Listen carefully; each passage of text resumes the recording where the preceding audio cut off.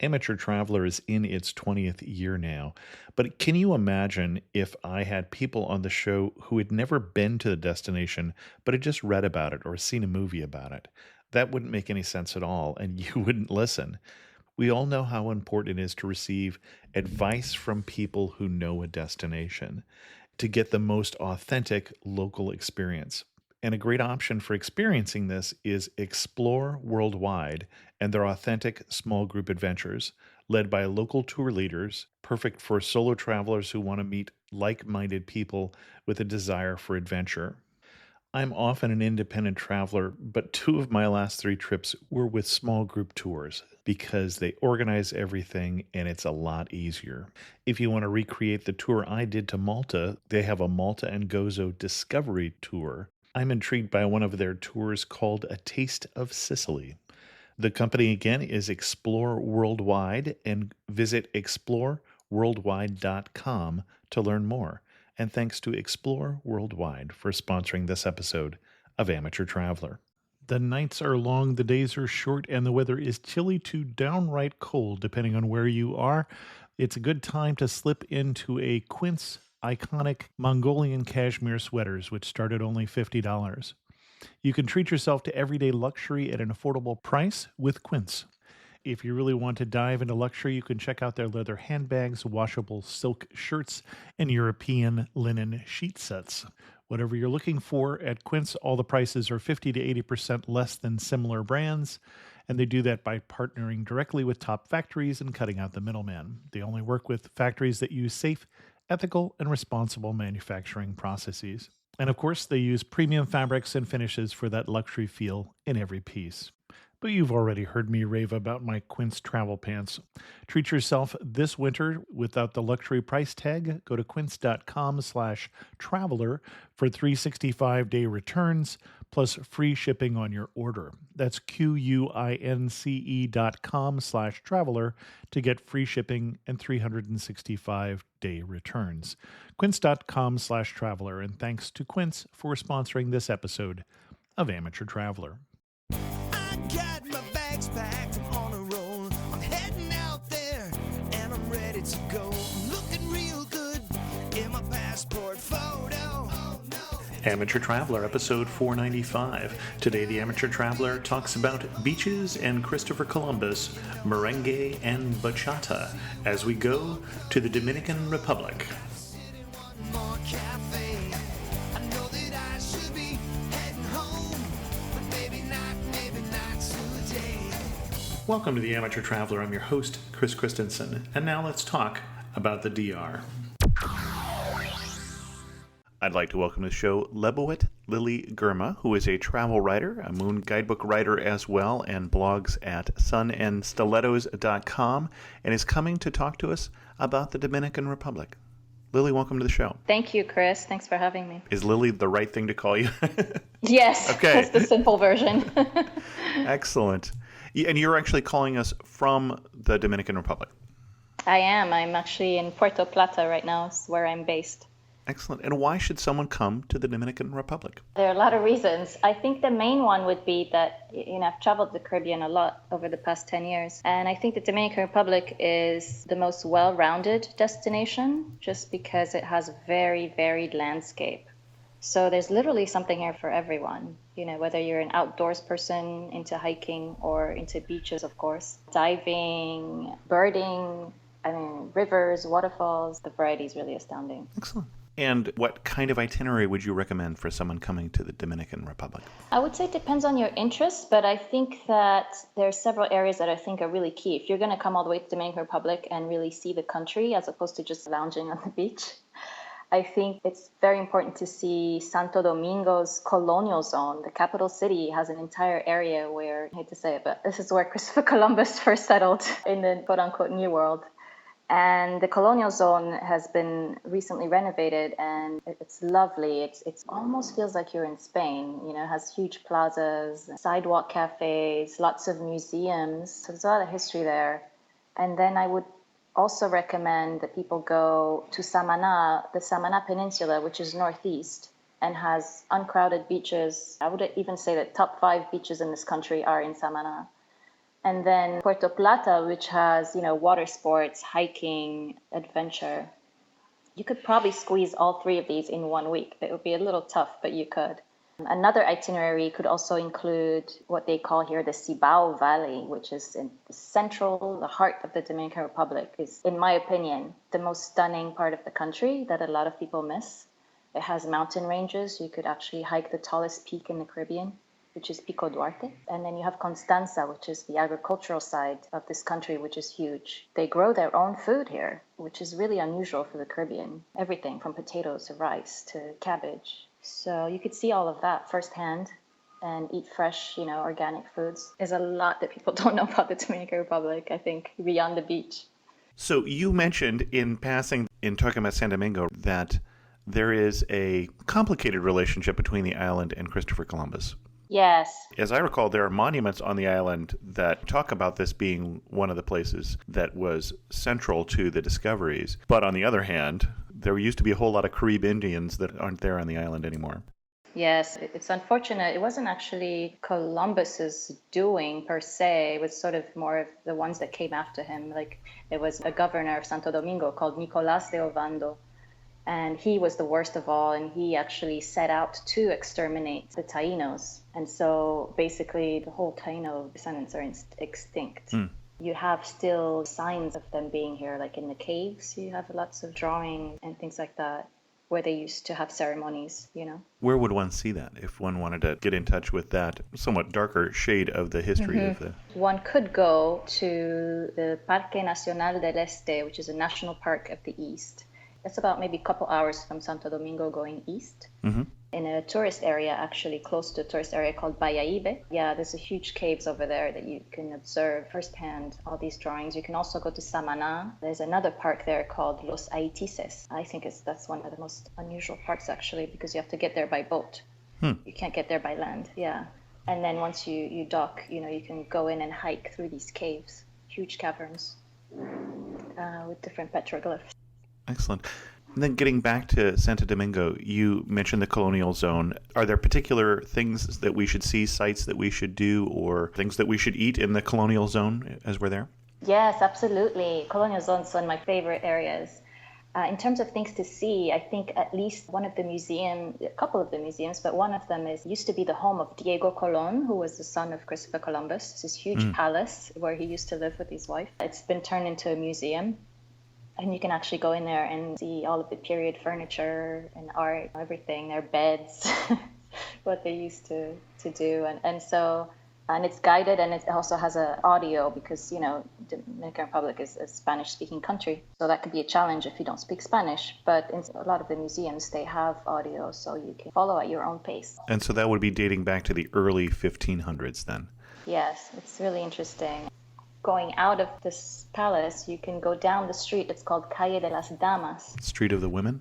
Yes, and it's because this is where Diego Colón's wife and her ladies used to walk up and down this street. And this street is the first paved street in the Americas. So the whole of, Santo Domingo was modeled after Spain, and it was the first place that the Spanish sort of built as a model for the rest of the region that they wanted to, take over. And so you have the first cathedral also in the colonial zone, which is a very interesting place. It's right across from a huge park called Parque Colón. And it's sort of the hub of the colonial zone. This is where everybody gathers and hangs out. It's a great people-watching place, when there are serious public holidays, important holidays. The cathedral is where they have mass, and you have officials, and you have all sorts of parades. So yeah, the colonial zone is a must. To enjoy the colonial zone, you should go and eat at Maison de Barry.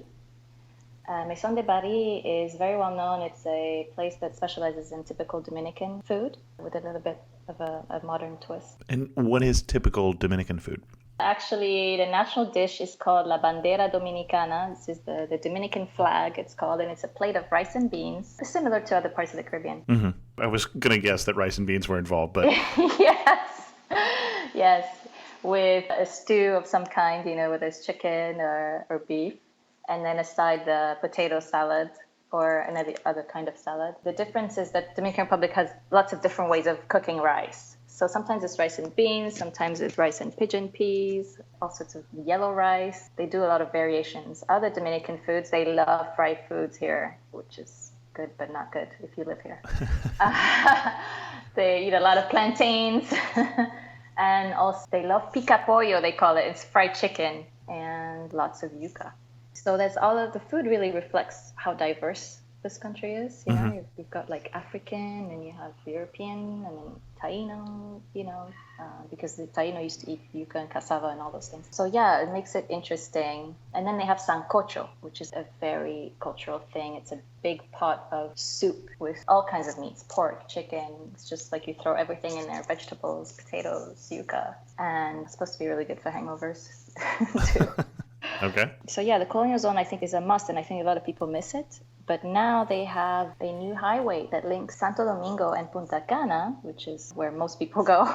So Punta Cana is where I can find all the all-inclusive resorts and that sort of thing. Yes, Punta Cana is responsible for giving the Dominican Republic this image of being an all-inclusive king. In reality, it is where most people go. They get like 5 million visitors here a year. I would say about half of those go to Punta Cana, if not more. So it's what draws people in, the beach. But now they can actually branch out easier because they've built all these highways. So doing a day trip to Santo Domingo would be super easy now from Punta Cana. Talking about beaches, you were actually heading us to a different peninsula here. You were heading us to the Samana Peninsula, if my notes are correct here. Yes, those are some of my favorite beaches, like in Las Galeras, which is the easternmost corner of the Samana Peninsula. It has some beaches that are just unbelievable. I mean, most of them you can actually do on a boat tour. It's also the Atlantic Ocean over there. Oh, okay. Yeah, and it's cliffs. So you're in the northern part of the peninsula. Yes, you're in the northern part, and it's just a whole different landscape. It's a lot more rustic. It almost looks like the Mediterranean, to me, like kind of looks like the coast of Portugal a little bit. And is it also resorts, or is it closer to the locals in the culture? You're staying a lot closer to the locals, yeah. There are a handful of all-inclusives, but not as many as in Punta Cana. In fact, I would even say most of the country does not have a majority of all-inclusives. This is what's so interesting. So you have little guest houses. For instance, there's a place called El Cabito, and it's perched on the cliffs. And it has spectacular view of the ocean, and it's in Las Galeras, again on Samana Peninsula. It's close to town as well, so it's a great way to sort of be outdoors and mingle, go horseback riding or go hiking or just go to the village bar and hang out. Yeah, that's what's great about Samana. There's also another part of Samana which is called Las Terrenas. Las Terrenas is a little bit more modern than Las Galeras, and it has a huge French expat population there. They've been there for decades. They have their own, cafes and restaurants. The restaurants are incredible, and it's so affordable. It's all French. These are all French chefs who basically left France, got tired of the rat race, and decided to move to the Dominican Republic, open their own place. Well, I was wondering, when you were in Santo Domingo, you named 2 different restaurants that were maison de, and so I was starting to suspect there was some French influence that I was unaware of. So yes, there is. There's also a huge Italian expat population. Italian, French, and so lots of variety. If you ever got tired of rice and beans, you could go to Samana. Go to Samana and enjoy, all the steak and frites and all these French things. And they also have a cabas, where you get the French newspapers and newspapers. Yeah, all these little French things. Really interesting. And gorgeous beaches in Las Terrenas. And I'm guessing white sand beaches. White sand, oh my goodness, really long miles and miles of powdery and almost like spongy sand and calm seas, even though it's the Atlantic. Interesting. So that's what draws a lot of people there. A lot of independently owned guest houses and hotels. So that part sort of attracts more like the adventurous types, the independent travelers. Excellent. And you talked about going to the local bar and hanging out. Is there something we should know about the Dominican culture before we're hanging out at the bar? Things that we should do, shouldn't do, should try? You should know that there's always a bar somewhere and there's always a party somewhere. Okay. And all you have to do is follow the music, because literally there's music here almost 24/7. I don't think I've ever been anywhere where people had so much energy. It's incredible. So going to the bar, you should know, how to order your beer, For the most part, they drink Presidente. Okay.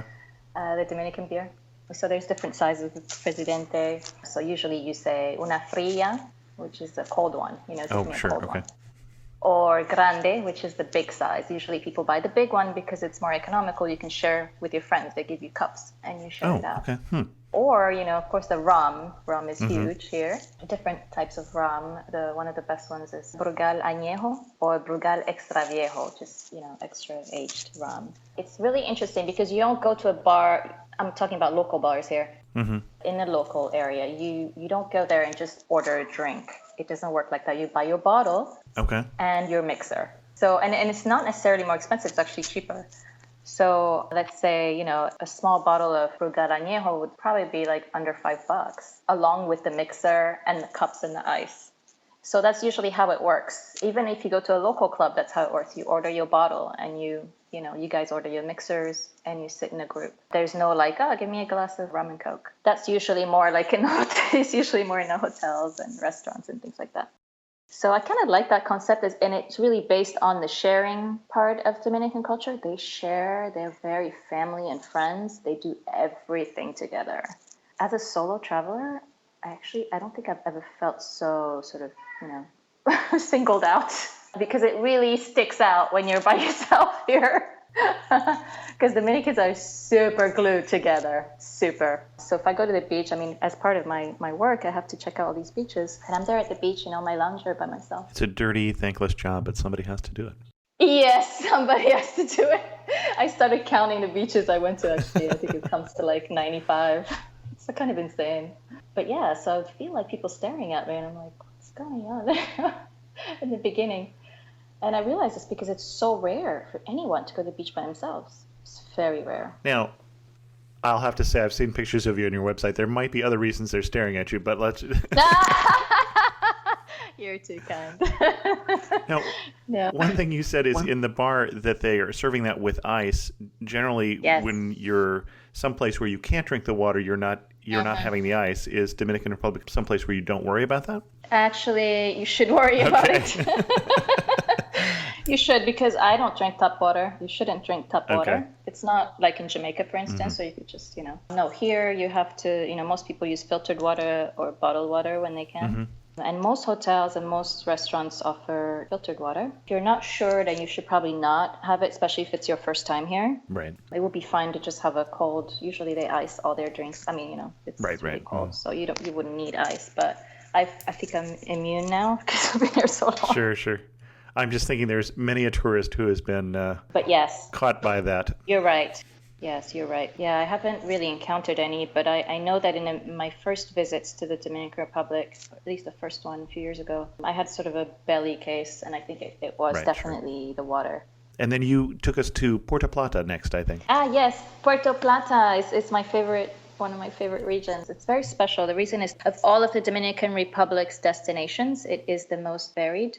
Offers the most options. For instance, here in Puerto Plata City, which is the fourth largest city in the Dominican Republic, there's a little bit of history here in museums. There are a lot of city-type conveniences like better restaurant, but at the same time, we have beaches. So if I walk about 10 minutes, 2 blocks down, I'm on the Malecon. The Malecon is the word used for, seafront boulevards. And they have lots of little restaurants all along the Malecon, and it's a great place to walk, jog. They have a bike lane, and you're right there by the sea, and it's not polluted. It's very clean beaches. You can swim there in the city, which is kind of nice. And then at the same time, you could hop in a public bus, about 40 minutes from here, and be in Cabarete. And Cabarete is more touristy, but it's also, super mixed. It has huge kite surfing, and there's lots of excellent restaurants all along the beach. It's more social. It has a really nice cosmopolitan vibe.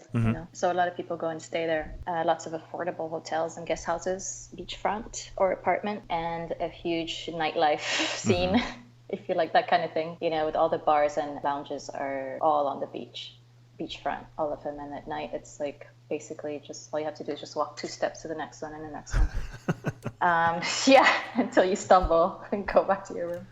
That's kind of nice if you like that, Then there's lots of diving nearby in Sosua. It's not the best diving in the world, but it's still there. And there's also cave diving here. It's a huge thing if you're certified to cave dive. And not the best diving because of the clarity of the water, or? No, the water is beautiful here. Okay. Unfortunately, it's Sosua. It's sort of The reef has suffered from so many tourists trampling on the reef, sad to say. So it's not so great in that part, but it is better when you go to the northwest in an area called Monte Cristo. Spectacular diving. That's because not a lot of people get out there. So those are the Puerto Plata is a very special area. It's also another thing I want to mention about Puerto Plata is that it's much more cultural. Like you really, if you come here, you have more of an opportunity to meet people, to talk to locals, to learn more about the culture. They also have a very interesting community tourism group here, and they've basically united about 6 or 7 small towns that are part of the province of Puerto Plata. And each one of them offers a unique cultural experience. Such as? Such as there's a merengue experience. Merengue, as you know, is sure. a huge Dominican thing here. And so... A dance, for those people who may not know that. I assume everybody does, but... That's true. The dance and music, national dance and music of the Dominican Republic. You can go to Guananico, which is one of the municipalities here in Puerto Plata. And they give you a merengue experience, which is basically learning about the history of merengue, learning about the instruments. You get to play some of them, the 3 main instruments, the drums, the guira, which is a sort of a metal thing that comes from the Taino that makes a really unusual sound. And then the accordion, which is European. So you not only you're learning, but you're learning from generations of merengue musicians who were born there, lived there, grew up there, and are award-winning musicians because they come from this Guananico, which is supposed to be the heart of merengue in the Dominican Republic. So you can go and spend a day with them, and then the day ends with you learning how to dance merengue, a few lessons of dancing, all in the village, and having lunch there and all of that. So it's really great. Another one is the cacao experience. As you know, Dominican Republic is a major cacao exporter. Okay, now you got me. Okay. Yeah, chocolate. That I can sell to my wife. Okay. You can go to Hacienda Cufa, which is also in the Puerto Plata province, and basically learn everything about how they grow cacao. And it ends, of course, with lots of chocolate tastings, hot chocolate, all sorts of things. Again, it's a dirty, thankless job that It's somebody a has tough to do. job. Yes. And then, if you're not into cacao for whatever crazy reason, you can go to a coffee plantation and try the coffees. Dominican Republic also grows coffee. So you have all these experiences in one place. So if you were to focus your entire week in Puerto Plata, it's amazing how much you could get done and how much you could learn in one place. Interesting. You mentioned getting in touch with the culture too. I'm curious if there are particular days of the year or festivals or whatever that would be great in terms of really getting an idea of what it means to be Dominican. Yes, I actually recently went to a Merengue Típico festival. It's the 2nd annual one they've ever done, and I thought it was just fantastic. It was also held in Guananico, with the village I mentioned, the town I mentioned, and it featured all of the major merengue artists that go way back. It's really nice because you get to see an entire generation on stage. The dad, the nephew, the cousin, and it's an entire night. And then, of course, at festivals, it's common to have, lots of drinks. There's usually cheaper drinks than usual because the events are sponsored. Okay. And then you have the local bars that surround the event and sell grilled chicken or yuca and all sorts of Dominican foods. It's a great time. People dancing. So that would be one of them. So, that would be one festival. The other one, I would say, Carnival is huge here in February. I think that's definitely the most Dominican thing you can do. Just because they have, all sorts of different carnival characters, folkloric dances, costumes are amazing. They have these devilish masks, and things like that. That's a really good time to immerse. And then, of course, lots of food and crafts and everything Dominican around that time, and everybody's in a great mood. Carnival is every Sunday in February all over the country. And then the last February, there's a huge parade in Santo Domingo. And then it ends with independence festivities. Oh, okay. Interesting. I would say that's definitely the top month of the year to come here and learn all things Dominican. And as you said, this is enough to do for 1 week easily with what you've given us so far, but you had 2 more places you wanted to talk about. Yes. So the other parts of the country that I would love to talk about, and I think very few people know about, is the central part of the Dominican Republic. It's known as the Cibao Valley, and it includes Jarabacoa. It's a little hard to say, but it's Jarabacoa, which is a mountain resort town, and An hour away from Jarabacoa is Constanza, which is really the agricultural heart of the Dominican Republic.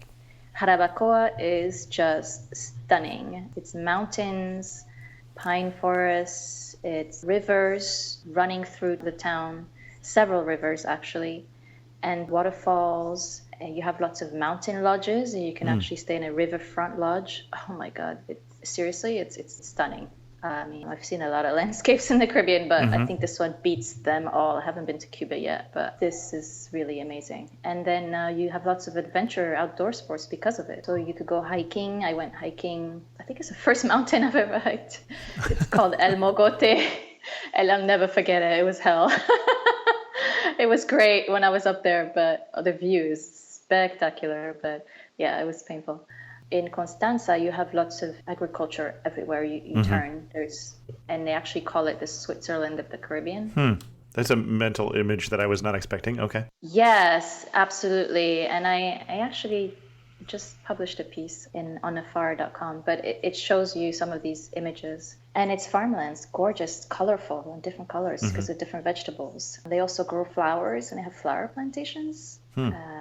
Yes, because they had Japanese immigrants, back in the 60s, who came and helped develop this agricultural industry. It's stunning. It's really the real Dominican Republic. It's campo life. They call it campo, meaning, the real farm type life. You have shacks and just valleys and forests. There's a park there called Valle Nuevo National Park, an hour deeper inside Constanza. And there's a lodge there too, within the park. Temperatures, by the way, drop when you're up there. I would you're like, think 4,000. You're going to be going to Dominican Republic packing a jacket, and people are going to think you're strange. But it's lovely. It's not like sort of, our kind of freezing cold. It's really nice fresh air, and it's at night it does drop at night. They have the lodge has little cabins with fireplaces. Yeah, you almost think like, am I really in the Caribbean right now? And pines, and oh my gosh, it's just amazing, really amazing. I think everybody should go. I almost want to say that if you haven't been to the Cibao region, you have not been to the Dominican Republic. I don't care how many beaches they have here. Yeah, really, it's really spectacular. And I'm gathering this is from somebody who actually likes beaches. Yes, I mean, I like beaches, absolutely. I love it all, but this is what I love about it here, is that there's so many variations. If I get tired of the beach, I can go to the mountains. If I get tired of the mountains, I can go southwest, which is another little known area of the Dominican Republic. Most people know it as Barahona. And it's a southwest province, and it's like the desert. So you're on the border with Haiti at this point? You are closer to the border, yes. You're, minutes from the border. But this landscape is completely different. The beaches are actually pebblestone beaches, no sand. But the water is just this really super bright turquoise, similar to what you find in Haiti. I was in Haiti earlier last year. You also have mountains up there, and some of the best coffee they grow. If you're into birding, or if you are into nature reserves and hiking, that's the best part of the country, because almost nobody goes there. So it's the best preserved areas. The Sierra de Bauruco is one of the parks, the national parks, where you can go hiking. And Polo is where they grow the coffee. So you could literally go on a coffee trail hike. Excellent. And I'm gathering for getting around, you're recommending renting a car, since you were talking about the highways? Yes, you could. Yes. I would say if you're an experienced driver in the Caribbean, you've driven in the Caribbean before, you could very well drive. There's plenty of rental companies. All of the major rental companies are here. And the highways are excellent. That's one of the things about this country. I guess it is one of the most developed in the Caribbean and Central America. So roads and highways, generally not a problem. And the only thing is that you really have to be a really good defensive driver. Okay. Because they kind of drive nutty here. They drive defensively, and speeding is a problem. So as long as you're aware of those two, and then also you have a lot of motorbikes. Here, motorbike taxis are huge. Oh, okay. And also to get around, because it's cheaper and gasoline is so expensive, that a lot of locals own scooters or bikes. So you always have to be on the lookout. I can't stress that enough. Okay. They could pop out of anywhere, as well as cows. Cows, they pop out slower, at least. They pop up. One time we were coming back from, I think it was Bahia de las Águilas, which is one of the famous deserted beaches on the southwest. And we're coming back, and driving normal speed, And all of a sudden, the driver, who thankfully was more experienced than I am, probably, is like, oh my God, and, slows down, like, what's going on? And I look up and there's a cow just sitting on the road. Not even just walking, just relaxing, sitting there. I'm like, oh my goodness. If you didn't know and if you didn't expect these things, that could be really bad. Disastrous. You know what you call that when a cow is sitting on the ground? No. That's called ground beef. Oh my God. I normally ask the guests what do the guidebooks recommend that they didn't find as enjoyable. But since you wrote the guidebook to Dominican Republic, what has the tourism board directed you to that didn't make it in the guidebook because you didn't think it was worth the time? Oh my God. Am I getting in trouble for saying? Probably, yes. It's clear that you love the Dominican Republic, so there's no way you can get in trouble at this point. So, I'll be honest with you. I absolutely love Dominican Republic. I also think that it has so much more than what is being marketed. Yeah, I get that impression. Mm-hmm. Yes, unfortunately. And I'll even say that the tourism board is missing some of it. But it's not necessarily that they don't make it in the book. It's not that I don't really give it a glowing review. It's not where you tell your I tell friends to people go. not to waste their time, yes, or money. For instance, there are some really gimmicky attractions, and also some attractions that You say that as if it were a bad thing. Yeah, I know. Some attractions that don't support in terms of responsible travel, Okay. For instance, Ocean World. There's an Ocean World here. Mm-hmm. I was invited to by tourism boards, but I went and I couldn't stomach it for more than 30 minutes. I mean, it's just a treatment of animals, I could see how it could be interesting for kids, with dolphins and all of that stuff, but I don't recommend places like that at all. Okay. What else? In Punta Cana, Mm-hmm. which is probably where the most gimmicky tours are, there's a snorkeling trip aboard a pirate ship. Okay. And I swear to you, I think that was probably the most painful 4 hours of my life here in the Dominican Republic, I hate to say. It was awful. Oh my God. That did not make it in there at all. They didn't make it in the book. I think I've done one dinner cruise on a pirate ship before. That might be better, actually. I don't know. Just because it's at night. Yeah. There's a whole lot of During the pirate day. talk, so you have to just be in the right mood for that sort of thing. Yeah, and also the snorkeling there's really not much at all. Okay. And all they did was just throw food in the water, and there was this little fish coming up. That's not snorkeling. So yeah, I definitely alert people to places like that. Punta Cana gets a lot of press, and it also gets a bad rep for having so many all-inclusives. Mm-hmm. But there's a trend now pushing towards luxury in Dominican Republic, and also pushing towards having people go out and experience things. Oh, interesting. So it's interesting. Yeah, it's sort of a shift, because now resorts are realizing, well, people do want to get out, people do want to immerse more. So there are more day trips being offered, there are more safaris being offered from Punta Cana. Excellent. But also there's a section of Punta Cana that is known as Bávaro.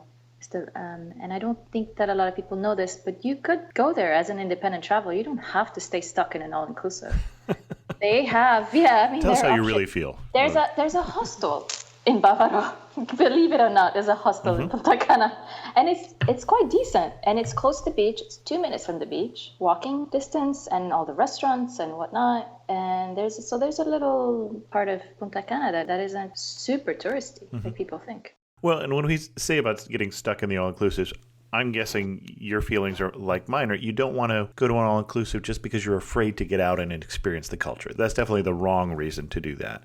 For some people, they're really looking for things have been so hectic, I just need a place to relax and not have to think about things. That's not a bad reason to go. And I think that's totally valid. Yes, totally valid. And if you're going to do that, do it at a really nice luxury all-inclusive. Okay. Because it's worth splurging just to have that exclusivity and be away from the crowds. Like a lot of these resorts now offer like what they call preferred clubs or preferred family and whatnot. And you get, separate pools and separate snack lounges and things. I think that makes such a huge difference. And it's also about selecting the right resort if you're going to do that. Right.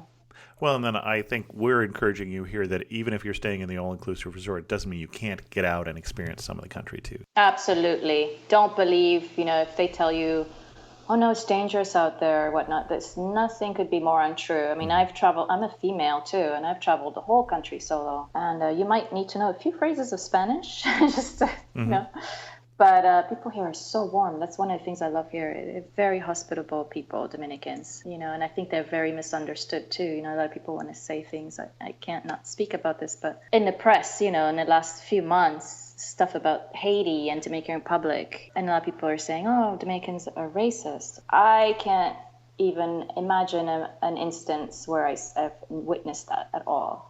And I think it's all very political. So I hope that people are keeping an open mind and will come here and see for themselves, because I think Dominicans are some of the most special people in the Caribbean. Excellent. Before we go to my last 4 questions or so, anything else you want to tell us that we need to know before we go to the Dominican Republic? I would say learn the courtesy words in Spanish. Mm-hmm. Courtesy is huge here. I think that's something everybody should know. It's pretty amazing. Like, if you enter a public bus or public transportation, whoever is entering has to say hello. You don't just go in and sit down. It's rude. Can I get by with hola though? Yes, you could say hola. Usually that's not hard to say at all. Usually they say saludos. Saludos. Mm-hmm. Saludos, and you sit down, or buenas. Good. And some people respond, some don't, but it doesn't matter. Everybody does it. Or you enter a small local restaurant or a local corner shop called the Colmado. The Colmados are huge here. We didn't talk about that. But it's a little corner shop / bar. Okay. So if you enter, just say buen dia. Just learn the few por favor, gracias, the basic courtesy words for sure. I found a good smile can get you pretty far too. So. Yes, always. That's universal. Excellent.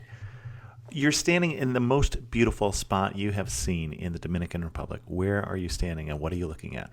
I will tell you one that had me just gasping. It's called Playa del Valle. Mm-hmm. So it's a beach. It's a beach. And it's a beach that's a little bit more difficult to get to. Okay. Not a lot of people get to. And it's about 30 minutes north of Samana town. Mm-hmm. On the Samana Peninsula, and it's just breathtaking. It is about, I would say, 2 miles, but it's sort of crescent-shaped, and it has huge cliffs towering over the beach, and it's a golden sand. There are lots of little fishermen canoes usually parked there, and sometimes if you're lucky, you'll see fishermen, with their nets. To me, that was just really just an amazing sight. That's just one. So many. Excellent. Another one. Can I give another one? Sure. That was when I went paragliding over the mountains in Jarabacoa in the central mountain area. Mm-hmm. And that view is one I'll never forget. It's amazing. I was at the top of the whole Caribbean, the highest point, right. Paragliding. So yes. One thing that makes you laugh and say only in the Dominican Republic. When you call the corner store to have beer delivered, that's definitely only in Dominican Republic. They deliver. Everybody here delivers, by the way. Oh, pharmacies deliver. The bar delivers. It's awesome. I love it. That's probably a better safety tip there anyway. Yes, that's true. Finish the sentence. You really know you're in the Dominican Republic when what? You really know you're in the Dominican Republic when you hear merengue or bachata in the streets every day. And bachata is? Bachata. Bachata is another one of the Dominican Republic's musical styles and dance. Mm-hmm. It's very popular. It's actually gaining in popularity over merengue. Also very popular in the United States. That's where I first heard it. Okay. I'm clearly hanging out in the wrong places, so. Yes, and it's a lot more of a romantic, sensual type of music. Okay. Yeah, it's all about love and romance. So they love that here. So yes, you definitely know when you're in Dominican Republic when you hear bachata every single day in the streets. Excellent. And last question, if you had to summarize the Dominican Republic, the DR, I am surprised that I didn't resort to that somewhere in the middle here, in 3 words, what 3 words would you use? Fun, warm, stunning. And I'm guessing you're using that warm in a couple different ways there. In many ways, yes. Excellent. Our guest again has been Lebawit Lily Girma, author of The Moon Guide to Dominican Republic, but you're also writing another guide right now. No, actually, that's the one I'm writing. Oh, that's the current one. You've already written The Moon Guide to Belize. All right. I've already written Moon Belize and Moon Belize Keys. Oh, okay. And Moon Dominican Republic will be out in the fall of 2016. Excellent. And you blog at sunandstilettos.com. Now, do you wear your stilettos to the beach? No, Not anymore. anymore. No. That's why, I started this blog a long time ago before I did this for work. And I thought, okay, what are two things that I really love? I'm like, okay, sun and stilettos. Excellent. And then I started traveling more, and I realized that there's no space for stilettos in my suitcase. So, no. And do you have a recent article on the Dominican Republic on your blog or somewhere else? You mentioned the AFAR article that you want to refer us to? Yes, the AFAR one is pretty good. It's called The Most Underrated Landscapes in the Dominican Republic. Excellent. And it's on afar.com. If you send me the URL, I'll put that in the show notes, Okay. and people will be able to see that even just in the lyrics of this episode, we put all the links that we talk about. Ah, okay, wonderful. Thank you so much. Lily, thank you so much for coming on The Amateur Traveler and sharing with us your obvious love for the Dominican Republic. Thank you so much for having me. I'd like to start the news of the community with a bit of an apology. For those of you who are on the mailing list, you already heard this, but when we did the episode last week about San Diego, twice we made obscure reference to the Wild Animal Park, and we were planning on talking about it, at least I was planning on talking about it at the end, and then we forgot. And then I was going to put it at this point in the episode, and I forgot again. So anyway, my apologies for that. Definitely something I would recommend if you're in San Diego. Also, I would recommend, if you want personalized apologies like that, join the mailing list. Mitch made my week this week with this letter. I feel compelled to write you a quick thank you for the podcast. I am 27 and have never taken a vacation outside of North America. I was always planning a trip to Europe or Asia or Latin America, somewhere, anywhere, but there always seemed to be a reason not to go. Well, to make a long story short, I was inspired by you and the many guests on your podcast to finally just do it. As I write this, I am sitting in my rented apartment in Santiago, Chile.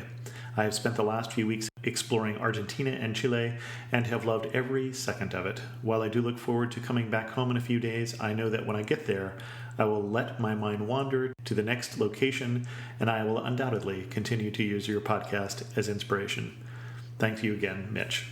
And thank you, Mitch. One, it's encouraging when I get this sort of news. And then it's also useful for me. I'll probably include Mitch's quote and some quotes that I've gotten from some of the rest of you in the media kit that I do, because it's useful for me to be able to tell people, see people listen, and that they actually act on some of the things we talk about is helpful. So thanks again. With that, we're going to end this episode of The Amateur Traveler. If you have any questions, send an email like Mitch did to host@amateurtraveler.com. Or better yet, leave a comment on this episode at amateurtraveler.com. You can follow me on Pinterest, Instagram, or Twitter as Chris2X. And as always, thanks so much for listening.